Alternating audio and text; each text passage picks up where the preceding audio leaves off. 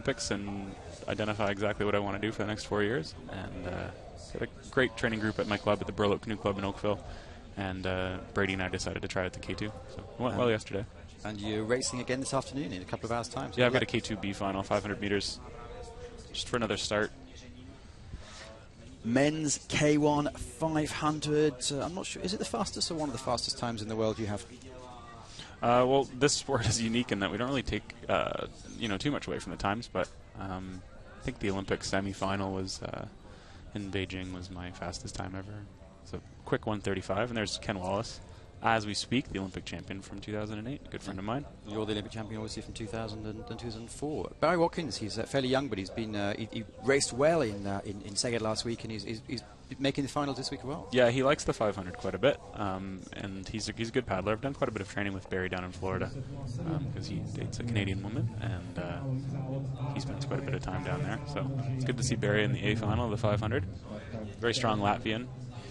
How would you pronounce his name? I'm going for Yumnulet. I just call him Alexei, and I wouldn't bother trying with the last name. You'll notice that I probably won't try with the last name than a lot of people. Okay, he's 26 years old, and obviously he specialises mainly in K2. The main man yesterday. Yeah, here's Rene Holten Poulsen from Denmark. Really fast time yesterday in K1 1000. He's generally a faster 1,000-meter paddler than 500, but I certainly wouldn't count him out for this, being in lane 5 and everything. And you guess you name fairly well another Olympic medalist in the K2s from Beijing. Yeah, I've never been on the Olympic podium with him because he was a Beijing K2 medalist, but fine paddler. Certainly shows up for the World Cups every year. Let's not forget, right down the bottom, lane 9, Josef Dostal. He won the gold yesterday in the K4s. A giant of a man, but he looked quite good. Yeah, he might be the youngest guy. And here's our Belgian friend, Maxime Richard, who qualified last year. The last spot. He's a downriver paddler. And he competes also in the 200s in about 25 minutes' time. Well, anyway, they're off.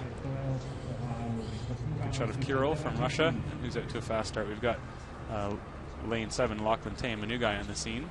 A really great surf ski paddler, 3-time world champion in surf ski, and 3-time Aussie champion in surf ski, and once world champion, I think. Sorry if I'm screwing up for bio, Lachlan. Calling him Lockie. He's from the Gold Coast. He's a good friend of Naomi Flood and his buddy over there, Ken Wallace. Ken Wallace is up, pretty strong, especially for Kenny in lane 3. Jenny likes to sit back a little bit, but if he's that close to the front of the pack at this stage in the race, then I would certainly not count him out. So we've got Australia 1, Australia 2. The two E's are doing particularly well. I say bottom. Dorsal's in third place. We've got about 200 metres to go. Very, very strong. A little bit of inexperience might have caught him at the halfway mark. Went out pretty fast there. Certainly don't want to count out Joseph Dostal in lane 9 here, pushing through hard to the finish.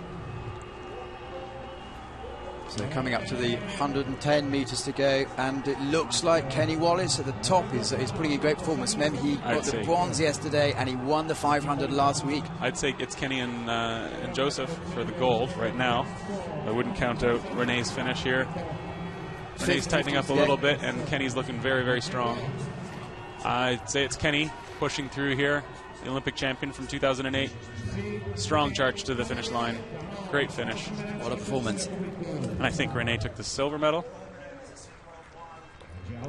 in Denmark. A great race from those guys. It looks like maybe Maxime Richard came in third, I believe. So yeah, good start of the day. Is there part of you, clearly I'm sure there's a big part of you that wish it was still an Olympic event, but oh, absolutely. No, that certainly hasn't gone away. This is an exciting race, and as we just saw, leads change 2 or 3 times in a 500. I certainly wouldn't like to see it back in the Olympics at the expense of the 200 because it's certainly a fan favorite. But I think there's certainly room for more events in the Olympics, particularly with swimming having so many and track and field having so many.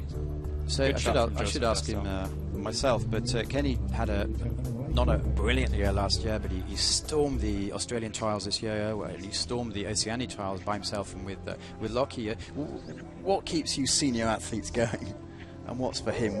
How can he be so good this year, so early?